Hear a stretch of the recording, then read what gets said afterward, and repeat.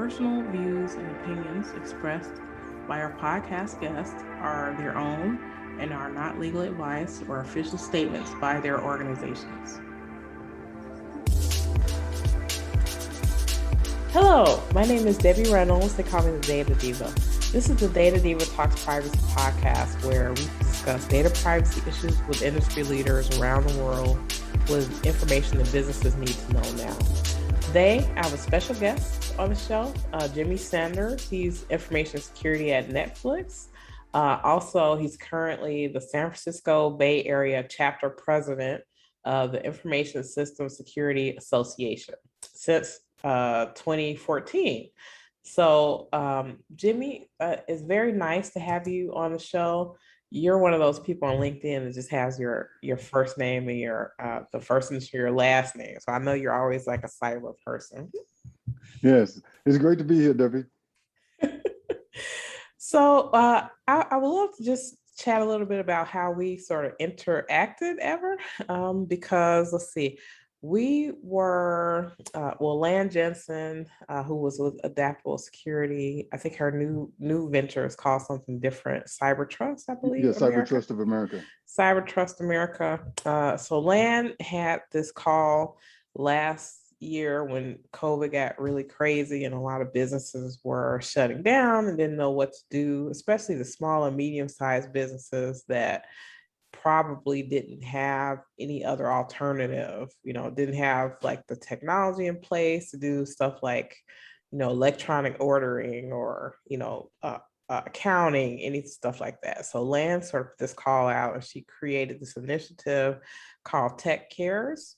So it's just a lot of different people that she put a call out to. And this is basically for the Bay Area, even though there were people from all over the country that sort of helped out with this initiative. So you and I were on some planning calls with Lan, and I was really, fascinated by the fact that, I was really happy to see so many people who are such stellar examples in their industry really helping out in a volunteer way, right? Especially at a time when I think when COVID really got crazy, like we didn't know where it was going to go. And I think a lot of people went inward, right? Where we were trying to reach out. So I thought that made this group unique. And I really wanted to make sure that I talked with you and sort of talk with you about your story. Yeah, and that's a great segue, because for me, it's all about you can be the person who decides to get in their shell and protect their environment, and there's nothing wrong with that, because you're not comfortable yet to branch out, or you feel like you need to make sure all your eggs and ducks are in a row, or you can feel like my foundation is set, but there are so many others out there who have rocky foundations, who don't have it good, who don't have a digital presence, who don't have good digital security, and so for me, I felt incumbent to work with a group of collaborative people to do that. Well, yeah, I'm really happy that we got a chance to do that. And I'm really happy with all the stuff that came out of it. So it was a lot of education, a lot of boots on the ground, people literally helping people implement stuff. There were frameworks that came out of it, guides for businesses. I also give a shout out to my friend Pamela Gupta. She was very instrumental in really helping, especially on kind of the framework side, helping people with guides that they can, use. So tell me about your journey. So I am fascinated.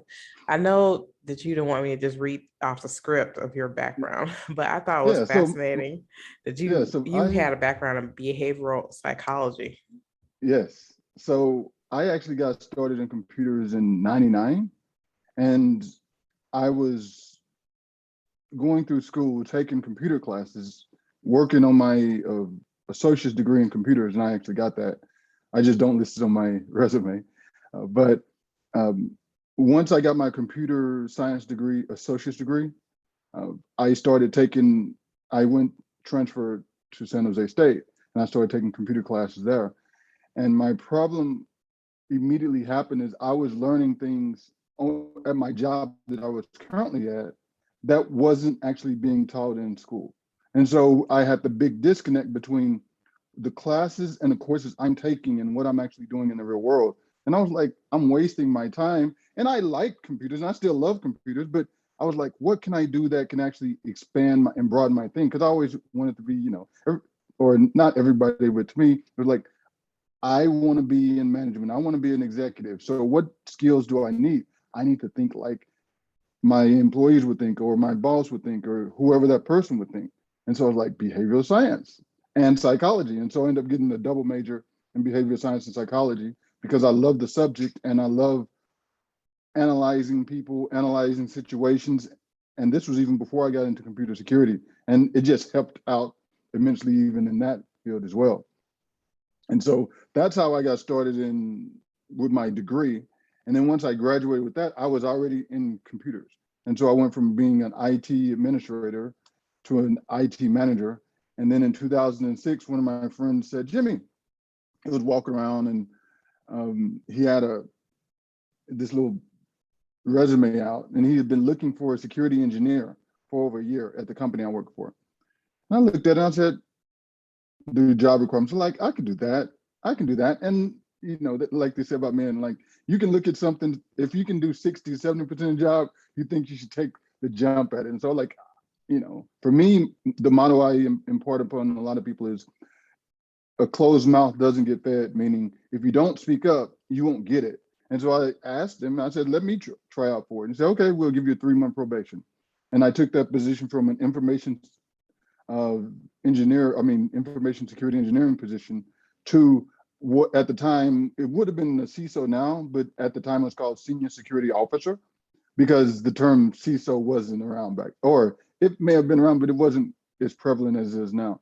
And so I worked there for 5 years, amazing journey. And it's been an amazing journey ever since. Yeah, I love that. I love that your background is in, behavioral psychology, because when you think about cybersecurity, a lot of people think about technology, but it really is about people, right? Oh, it is. And I smile all the time because if I'm advising a mentor or I'm talking to people, I try to abstract the actual tool that I'm using because I can replace, or in some cases, I'm always looking for the best of breed tool and system, always. But if you can abstract that and you start thinking, because no matter what tool you have, it was created by somebody who had some form of thought pattern. And Americans think differently than a Russian would think differently than a Chinese would think differently than a Brazilian. And so the way we would engage security is totally different than the way somebody else will. So how do you get behind that thought process? And to me, that's how you build holistic, resilient systems, is by thinking as broad and as diverse among the spectrum as possible. So I've never heard anyone say that about cyber. This is very important. And so I've heard people say this about privacy, but I never thought about it in the same way, which is not everyone thinks about cyber the same way. So it can't be this, okay, this is the way, this is the way that Jimmy thinks it should be done. And we're going to just push that on everybody all around the world, right? Yeah. And so so this was one of the great revelations when I actually got to Netflix and DVD.com, is that I had worked at companies where if you were smart, you were considered almost like the unicorn. You're the smartest person there. And, you say something and people will stop and they'll listen to you and they're like, oh, we're going to go with what the smartest person in the room said. Well, when you come here and we go to DVD.com, that's not the case. It is, you're a very smart person, but that's why we hired you. That doesn't mean you're the smartest in the room. And so we're going to look at everybody's opinion because we want the spectrum of ideas, because we go by stats and metrics over feelings. And just because you happen to have the best idea today doesn't mean you have the best idea tomorrow. So how do we bring that use case? How do we ensure that we're always pushing the edge using data? And by bringing in a diverse group of opinions, you can fill gaps that you never even thought about. Because one of the big issues that I have is I see many security architects and security designs and security systems where they consistently say the end user is the issue. And I push back on that all the time because I question, why do you allow a checkbox to input words into it. Don't blame a user for being able to do that. Blame your architect and your design for allowing that. And so my role is to ensure that I'm not pushing it on the user to be right. I'm pushing it on the user to just do their job. Yeah. Yeah. Consumers need help. Yes. So I think if we design things that people don't understand or don't feel like they can, really resonates, then we're really not, to me, that's part of having a good client service focus.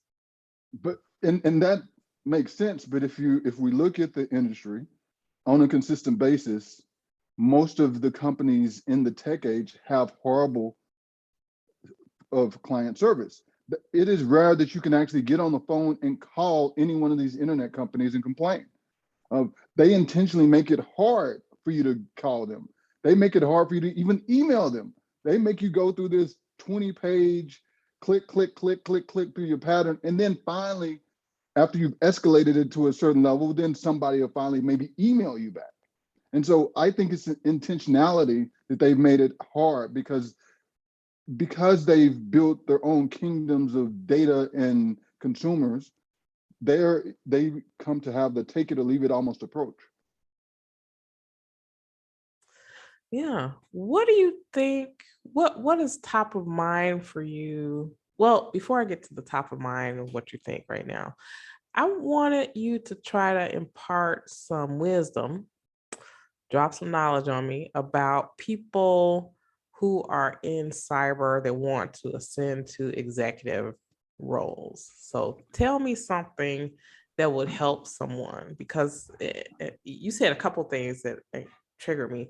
One is you said a closed mouth doesn't get fed, right? And so I've known people in information technology, they feel like if I'm invisible, then I'm doing my job. But, again, being invisible means you don't get the budget, you don't get the money, you don't get the funding, you don't get all that stuff. So tell me a little bit about kind of advice you would give to someone who wants to ascend to an executive position in cyber.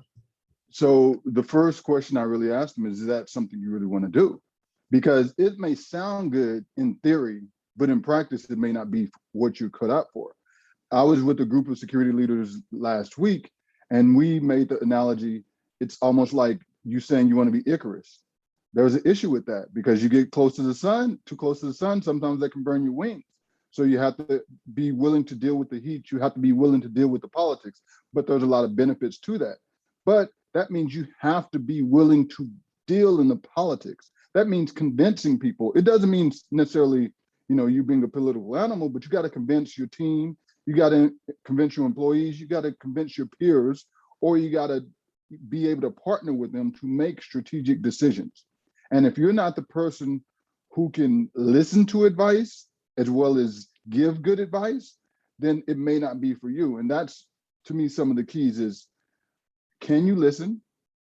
Do you have a closed mind? And just because you're smart doesn't mean you're good. And that is one of the things that ends up happening. Somebody is smart, they think they're smart in subject area X, but cyber is a whole spectrum of ideas and technology. So you must realize that to be a leader, you can't always go to your axe. If you got to be able to use the axe, the spoon, whatever tools are available, and to bring your team up to make sure that they're strong. Excellent. And then also, you have to get out of the silo. So and this goes into privacy too. So privacy is about breaking down silos within the organization. So people that I've seen have been successful in their executive careers know how to do that. They know how to speak to people at different levels. They understand, and like you say, they listen to people's pain points, because the challenges, for example, someone has an accounting may be different than someone in, maybe legal, right? So being able to listen is very important, and also being able to break down those silos and communicate is important. What are your thoughts? Yes, for me, it's about transparency and empathy. And the transparency is that you're not coming at them with a hidden agenda, because that's one of the things that when you go to an existing organization or you're building organizations, that have current silos in place. The silos are in place for reasons that we can't necessarily mix security and engineering. We can't necessarily mix security and accounting. We can't necessarily mix security and finance. And at the end of the day, you have to come to a common understanding of what are we trying to achieve? Why am I working with this group? By being transparent in terms of, I want to work with you because X. Let them know that up front. Let them know that there's no hidden agendas, and then say, here's why it will work best for us going forward. We will have a universal goal. By exhibiting and demonstrating that universal goal of why we should partner together instead of being separate. To me, that's how you break down the silos. By sharing data first and being proactive in outreach, instead of thinking, because it was funny, I still remember I was at this CIO event with a lot of CIOs, and I was just talking to CIOs about security. And at the end of the conversation, they were like, Jimmy, all of the security never shares any data with us. They have all the data. And I was laughing to my security friends, because security people think that IT has all the data and they're just not necessarily giving it to security. And so it's that when you're not transparent in what you're doing and you're not sharing that knowledge, you come up with all these misconceptions. And so breaking down the misconceptions and being transparent. Yeah, I agree with that. I agree with that. So tell me a bit about how privacy has touched your business life. Oh, so for me, on a consistent basis, privacy is so huge, because first and foremost, if people saw, if I saw your viewing history, or if you saw my viewing history, it may sway or opinionate me about Debbie the person, when your viewing history is your private information. That I don't need to know that. I don't need to do any documentation about that. Your cousin doesn't need to know that. Only you get to decide what's your viewing history, what's your preference, if you want to sign up as a kid or not a kid, or whatever you want to view. And to me, that translates into other facets of security as well, meaning I work with my peers all the time because I want to ensure that when I'm going to these other sites, that they're practicing security and privacy in a consistent, elevated manner as well, so that we're not the only company doing security right. We're not the only company doing privacy right.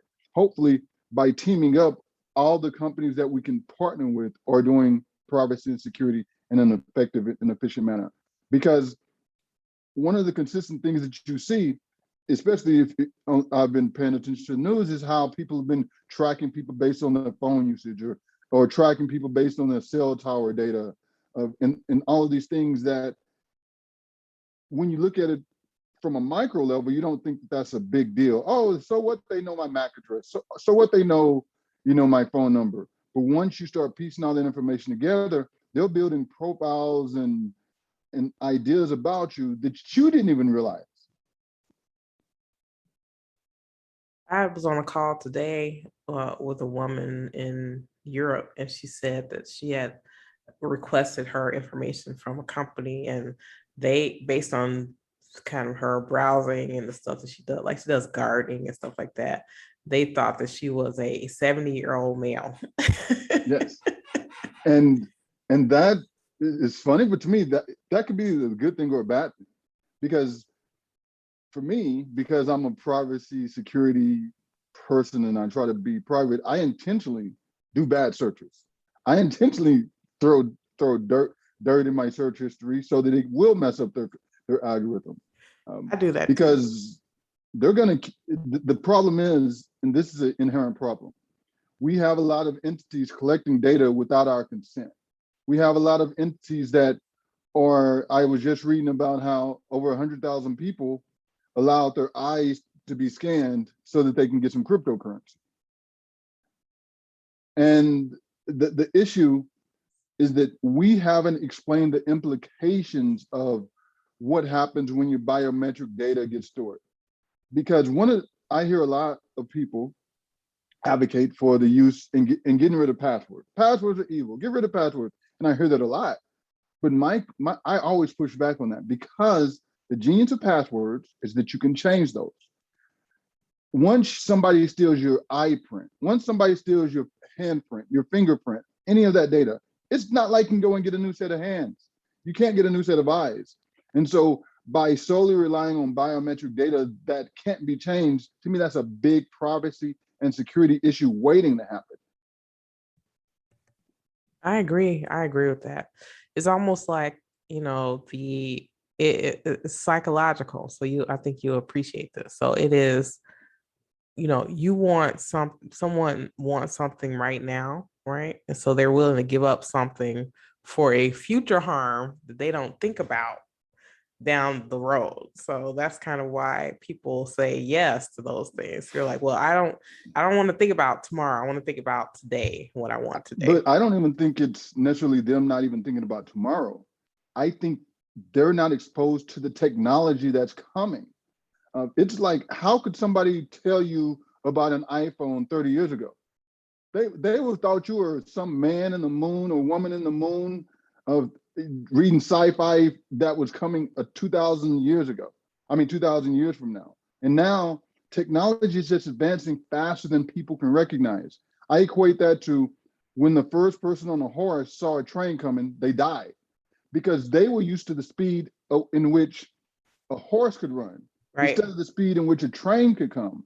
And so understand, and so to me, that's like modern day life.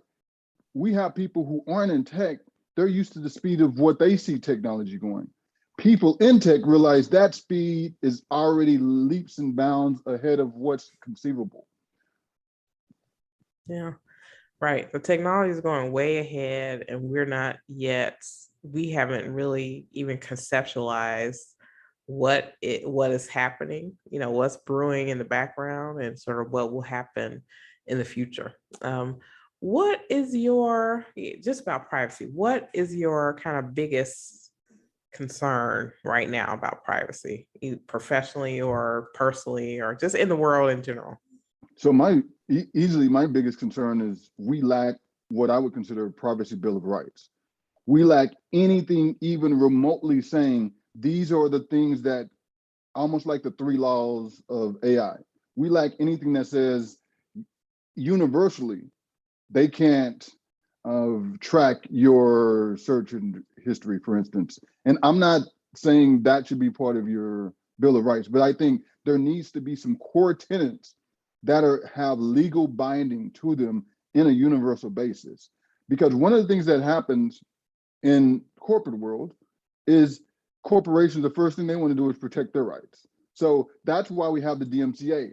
We have nothing like the DMCA when it comes to actual privacy. Why? Because corporations care about their rights a lot more than they care about our rights. So we as consumers, we as privacy individuals need to stand up and say, we need something that has legal binding so that when these companies are doing these nefarious and bad things behind the scenes, they don't stay in business. I agree with you on that. So I get a little upset sometimes. So when so we in the US, we don't have privacy as a fundamental human right. It's not codified in law, right? But you do have organizations to say, we feel like we're going to treat you as if privacy was a fundamental human right. And that's good, right? But that's not legally binding. That's not something that all organizations would do. And that's something, when I talk to my friends in Europe, they don't understand about the US. And it changes based on the executive team. One team comes in, oh, we really believe in your fundamental rights. All of a sudden that company gets sold, they have a totally different right. And once that company gets sold and they have a new executive team, that data is still at that company. It's not like they purge the data when they get bought. So the things you thought you were sharing with this good company, all of a sudden now you're sharing it with this evil empire.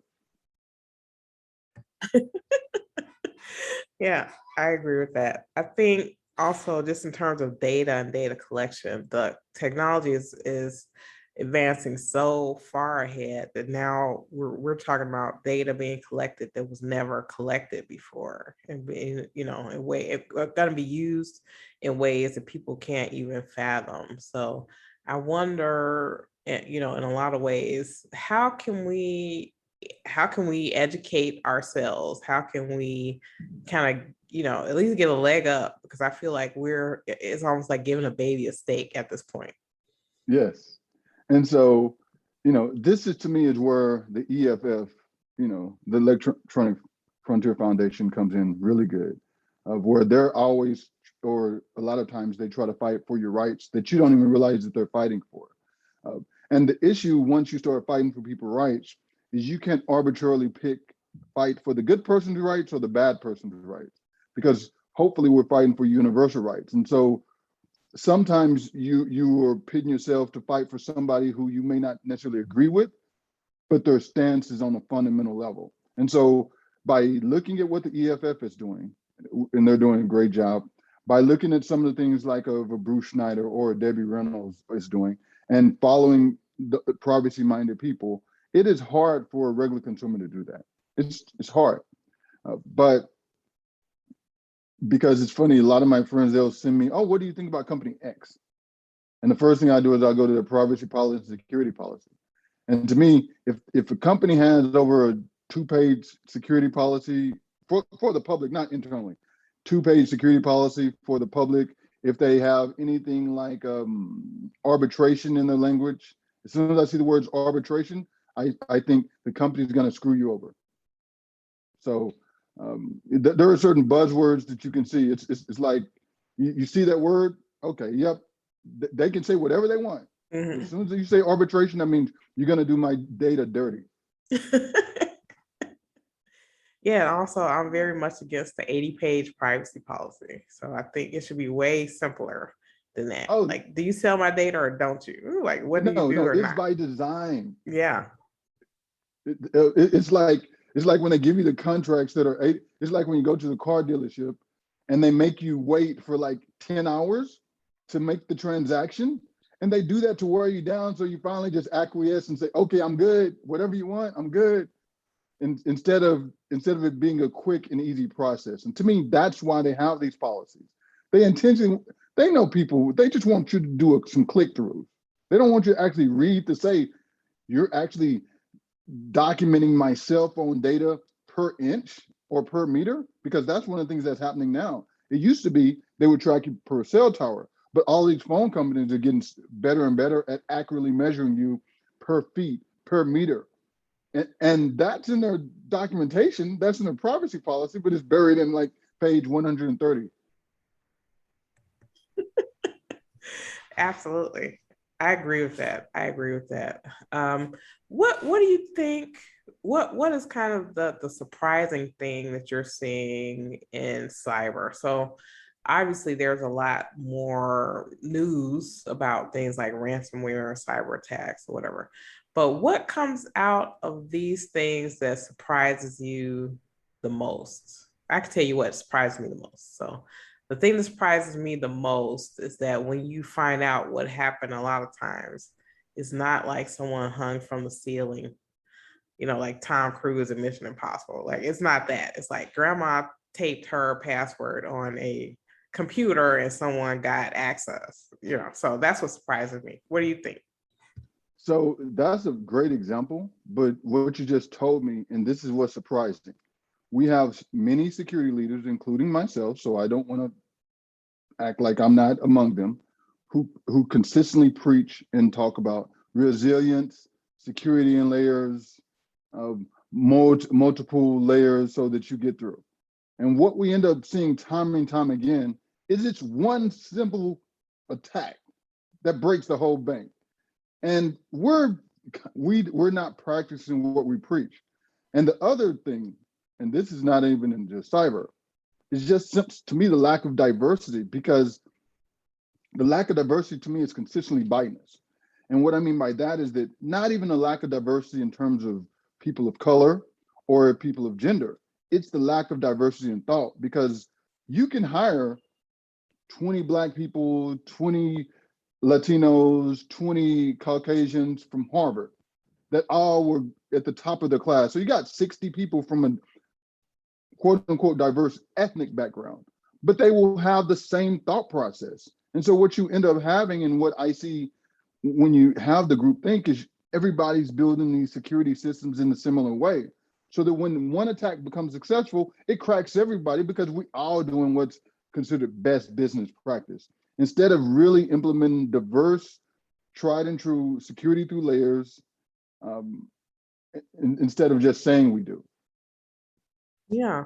And a lot of that is about assuming too many assumptions about people and what they do and how they are. So I am very sensitive to that because I don't feel like I fit in any box. Okay. I can't really, you know, if someone had a stereotype of a Black woman and what she did, like I would not fit anywhere in there. So, being able to see kind of those biases and understanding that when you don't fit in the box, what can happen? You get thrown into another group, right? That doesn't really fit, or, someone's making an assumption about you that doesn't really resonate, and that can be harmful, right?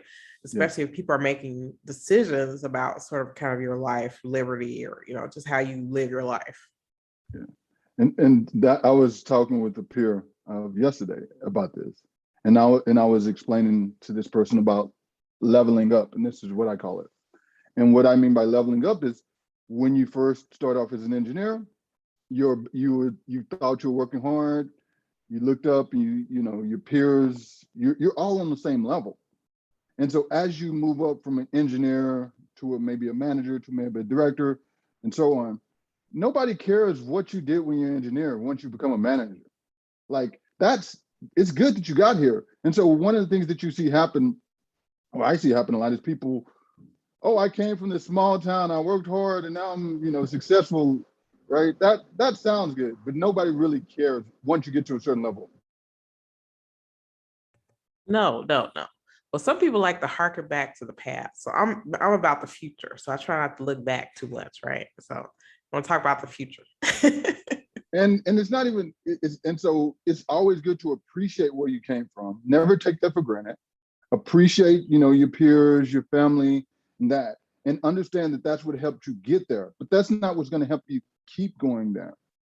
Hopefully, you start working with the people at your current level, and maybe some people at a level below, and also some people at a level above, so that you keep aspiring, you keep going forward. And that to me, that's the way we keep continuing to prevail forward. One thing I like statistics and metrics and stuff like that. And I think to me, one of the things that it seems to be the case with people in technology who can ascend to, these really great executive jobs is that they understand metrics and they understand how to talk with numbers. So someone may not understand like a very technical concept or something, but they know how to count, hopefully, from 1 to 10. And if you're talking in numbers, they will help you communicate better. Yes. And so I was talking about this, and I was thinking this, and me and my peers, we talk about this on a consistent basis. How do you talk the language of business? How do you translate security into the language of business, into something that's parsable and digestible for everybody around you?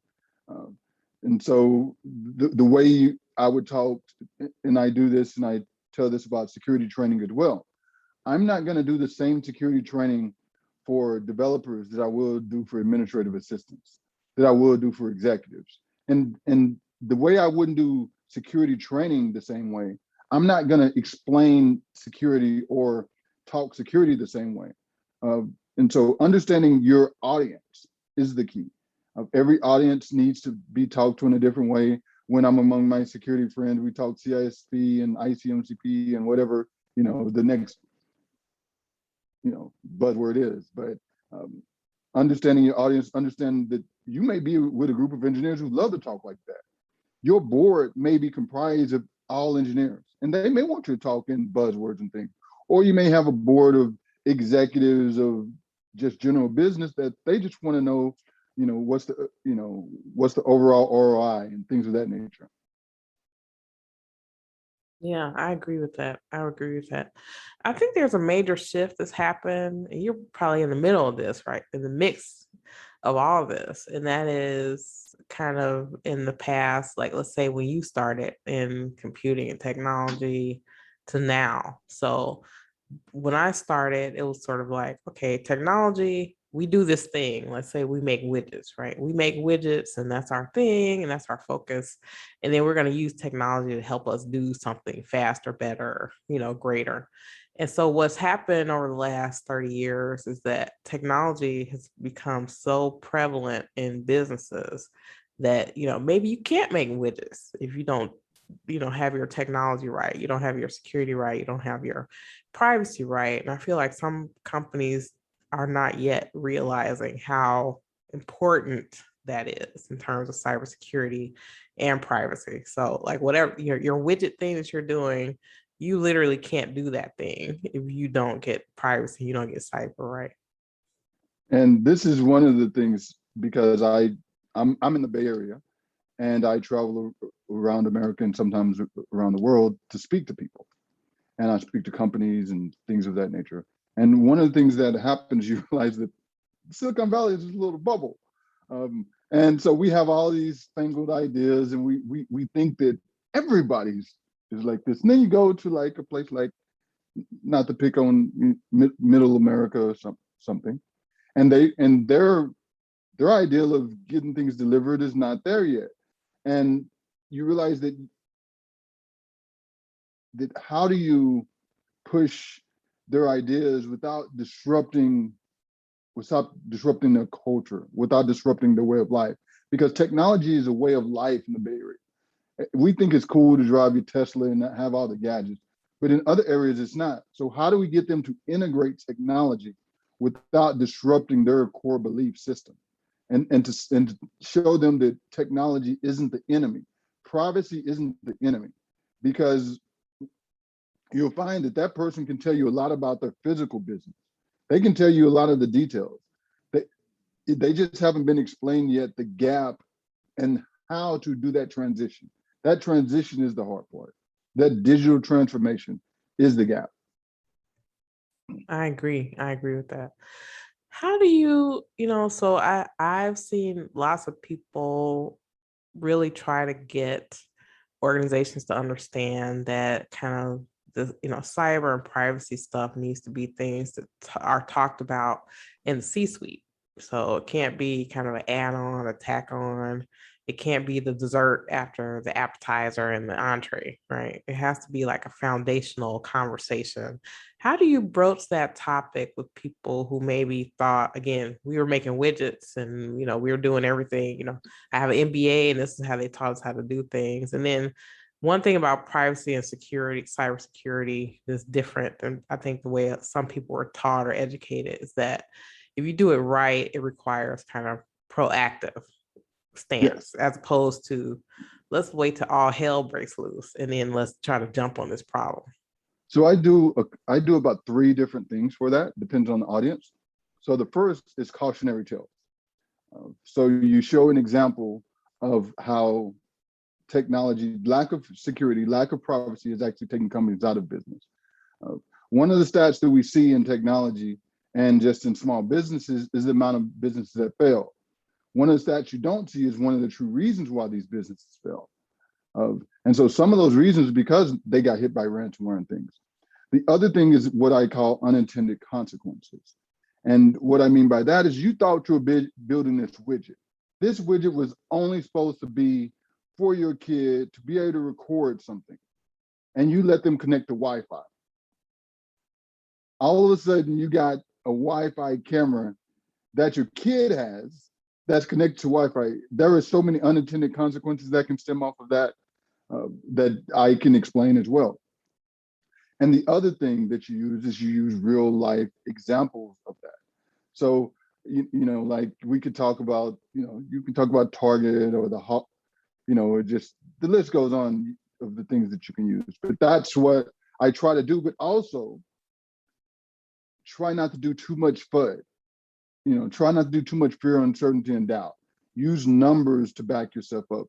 And also show how, by getting security and privacy into your product at the closer end of the development cycle, it's actually lowering your amount of bugs found. It's actually accelerating your development cycle instead of making it longer. It's actually making customers happy, because instead of you having to patch your system every 2 days, because that's one of the tricks that another thing that I've seen of software companies has done. They've tricked us. Of now they give us, it used to be patch Tuesday, and now they've come up where they patch and at any time they feel like. You get a new update on your phone. Oh, come patch your system. Oh, come patch your system. So they've conditioned us to constantly patch our systems, right? Where I am of the fundamental belief that they're having us constantly patch our systems because they're doing bad coding and they're getting away with it. Yeah, that's probably it. But and my friends will push back and like, no, Jimmy, we're building in new features. We're doing all these new things. But here's the point, right? If I'm happy with what I've got, let me be happy with what I have. Yeah, I agree with that. I agree with that. So if it was your the world according to Jimmy, and we did everything you said, what would be your wish for privacy anywhere in the world, technology, people, anything? Transparency and consent. That would be my wish, is that let me understand what you're doing with my data before you do it, and get my explicit consent, get my opt-in. It would have to be opt-in by default instead of opt-out by default. And so, you have to be transparent in terms of how you use my data. Yes, Jimmy, I'm trying to find out how many shirts you go through in a year so that I can sell you more shirts. Okay, let me make an educated decision on how you handle the data that is mine. Right now, we don't even know what they're doing with the data. So for me, those are the only two things I really care about. I don't care what you're doing with the data as long as I consent to it. Yeah, I agree with that. Transparency definitely, and consent. And then I think, two of the things that get companies in trouble that I advise them on a lot is kind of data retention. Like, first Yes. of all, what are you Yes. collecting and why are you collecting it? And then keeping Yes. stuff way too long. That's like a Yes. problem. Yeah, but they're keeping it way too long, but everybody wants to look at the big, social media companies. And everybody wants to be the next billionaire, quadrillionaire social media company that's hoarding all your data from the time you've been born so that they can eventually have AI run these metrics on you. So they don't want to throw away the data because eventually the AI will catch up to it. That's their thought process. Yeah. Oh, wow. Well, this has been wonderful. Thank you so much for being able to have this chat with me. I'm sure people really love to hear your insights about, all things cyber and privacy. And, I like it. You're, even though you're a Bay Area person, you have some Midwestern common sense going for you. Hey, thank you, Debbie. It was great chatting with you. Well, thank you. Talk to you soon. Okay. Have a great day.